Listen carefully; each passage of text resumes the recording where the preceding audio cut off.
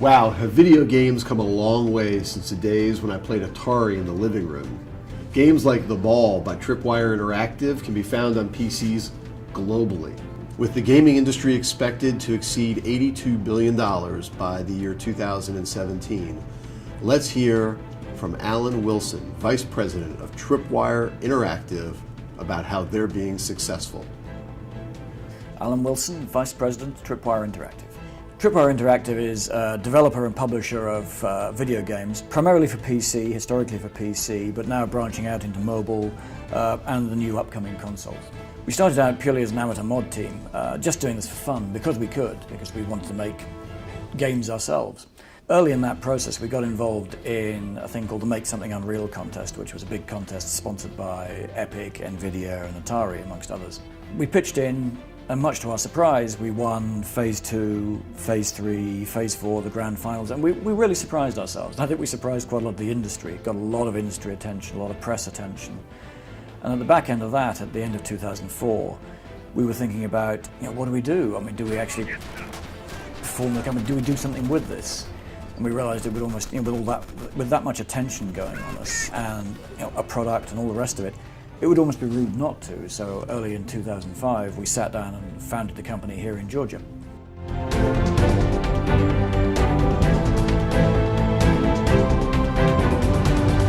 Starting up the business, taking that whole amateur piece and moving on to suddenly being a real business, and you suddenly start hitting all those logistics that, as a purely amateur team, you've never had. And we know from bitter experience that a lot of people try and make that transition, and actually they just fall flat on their faces. So gaming companies start out many times with people that are highly engaged in playing games, in writing code and building games and developing games, and sometimes that team of people don't have the experience of actually running a business. And so we actually complement a gaming creative team very well by bringing in the business experience of helping people build their company and deal with not just the accounting and the tax issues, but all the business issues that come along with building a business.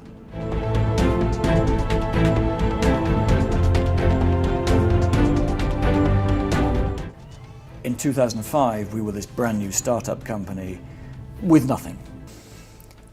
And we decided we would take all the risk. I mean, absolutely all the risk. As I say, it's that point of, literally to the point of mortgaging the houses, borrowing the money off friends and family. We did it with Killing Floor, where we took a big risk. But we saw Killing Floor as a huge opportunity, and we couldn't resist. We knew it was a major risk, because it was actually taking us off plan, dramatically off plan. If Killing Floor had failed on us, we would have taken a year or so out of the development of our next title to produce something that had just cost us money, and it probably would have buried the company if we'd failed that badly. This is ultimately a hit-driven business. If you don't have the hits, it's not going to work. But Killing Floor was a huge hit, sat at #1 in the charts for weeks. Put it in perspective, we released Killing Floor May 2009. It's still selling hugely today. We're through 1.6 million units. Puts it firmly in the top 50 sellers of all time on PC, which is, when you think about it, is a staggering achievement. And that, and that brought the money in that enabled us to finish RO2 and to really start to expand the company, and made a huge difference to us.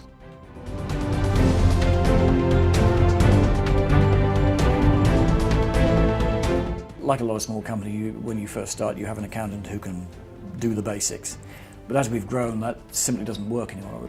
HA&W took the time to understand this business and figure out, for example, about export. And they said, well, hang on a minute, how much of your sales are overseas? And we went, we don't know. It all comes back.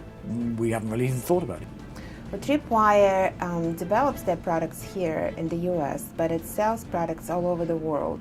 Once we found out that Tripwire exports a lot of their products, we decided to do some projections to figure out if domestic international sales corporation will be a good tax-saving mechanism for them. So we ran some projections and realized, yes, there will be some significant savings. Now they have a disk and they are saving a lot of money by using it. And HA&W, asking the right questions about the business, can match that up with their tax expertise and go, well, you should be taking advantage of this incentive. And without someone advising us on, on the tax, the whole tax setup, we'd have been we were leaving a whole pile of money on the table, which is, when you think about it, it's just crazy. But Tripwire has some amazing people that work there. They're very entrepreneurial. They definitely have the vision of the gaming industry and what's needed on the markets. I think they will continue being very, very successful and will grow profitably, and will continue helping them save money on taxes so they can put more money in their pockets. Every day, Hey Gideon Win is helping high-performing companies be successful. How can we help you?